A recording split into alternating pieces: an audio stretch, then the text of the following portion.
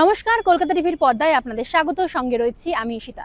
এই মুহূর্তে আমরা যে খবরের দিকে নজর রাখবো তা হলো, এটা কিন্তু কোনো সিনেমার গল্প নয়, বরং আপনারা কি কখনো শুনেছেন যে একজন ব্যক্তি বা একজন কিশোর সে সারা দিন রাত ঘর বাড়ি ছেড়ে পড়ে আছে পুকুরের জলে?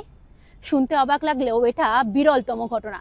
সম্প্রতি এমন একটি খবর কিন্তু সামনে এসেছে যেখানে জানা যাচ্ছে যে ১৯ বছরের এক কিশোর, নাম ইকবাল, সে কিন্তু নিজের ঘর বাড়ি ছেড়ে দিন রাত সকাল থেকে রাত পর্যন্ত পড়ে থাকছে পুকুরের জলে।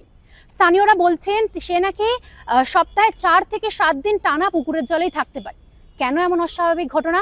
ইকবাল জানাচ্ছে যে পুকুরের জল থেকে সে যদি ডাঙায় ওঠে তারপরে নাকি তার শরীরে শুরু হচ্ছে অসম্ভব পরিমাণে জ্বালা পোড়া, অসহ্য যন্ত্রণায় ফেটে যাচ্ছে গোটা শরীর।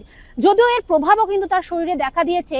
তার শরীরে হাত এবং পায়ে কিন্তু দীর্ঘদিন জলে থাকার কারণে চামড়া সাদা হয়ে গিয়েছে এবং তার কিন্তু জ্বর, সর্দি, কাশি থেকে নিউমোনিয়ার মতো রোগেও আক্রান্ত হয়েছে। এই পরিস্থিতিতে সে জানাচ্ছে যে জলে থাকলে সে শান্তি পাচ্ছে, তাই জন্য দীর্ঘদিন ধরে দিনের পর দিন ৫ বছর ধরে সে জলেই কাটিয়েছে ঘরবাড়ি ছেড়ে। এমনকি জলে খাওয়া দাওয়া থেকে ঘুমটুকুও সে সেরেছে। কিন্তু স্থানীয়দের আরো অভিযোগ তুলছেন, স্থানীয়রা দাবি করছেন যে এই ইকবালের এই জলের থেকে ডাঙায় এই যে ঘটনাটা রয়েছে তার মধ্যে হয়তো কোনো অদৃশ্য শক্তি ইকবালের ওপর ভর করছে। কিন্তু সত্যি কি সেটাই? না, কারণ চিকিৎসকরা কি বলছেন? চিকিৎসকরা বলছেন যে ইকবালের হয়তো মানসিক বা শারীরিক কোনো সমস্যা রয়েছে, আর পুরো ঘটনাটাকে একটা স্থানীয়দের কুসংস্কার বলেই চিকিৎসকরা দাবি করছেন।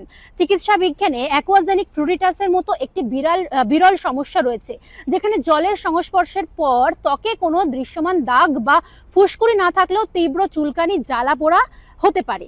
যদিও ইকবালের ক্ষেত্রে ঠিক কি সমস্যা রয়েছে তা কিন্তু পরীক্ষা নিরীক্ষা ছাড়া নিশ্চিত করে বলা সম্ভব নয় বলেও জানিয়েছেন চিকিৎসকরা। তবে চিকিৎসা করাবে কে, এই প্রশ্ন কিন্তু উঠছে, কারণ অভাবের সংসারে দুবেলা ঠিকমতো খাবার জোটে না, তার উপর এত দামি চিকিৎসা তাদের পক্ষে প্রায় অসম্ভব বললেই চলে। এই পরিস্থিতিতে ইকবালের পরিবার সরকারের দ্বারস্থ। এখন ইকবালের নতুন ঠিকানা কি জলেই দাঁড়াচ্ছে, নাকি আবার স্বাভাবিক ছন্দে ফিরতে চলেছে ইকবালের জীবন, সেদিকেই আমাদের নজর থাকবে। তবে এখন এই পর্যন্তই। দেখতে থাকুন কলকাতা টিভি রাত দিন ৭ দিন।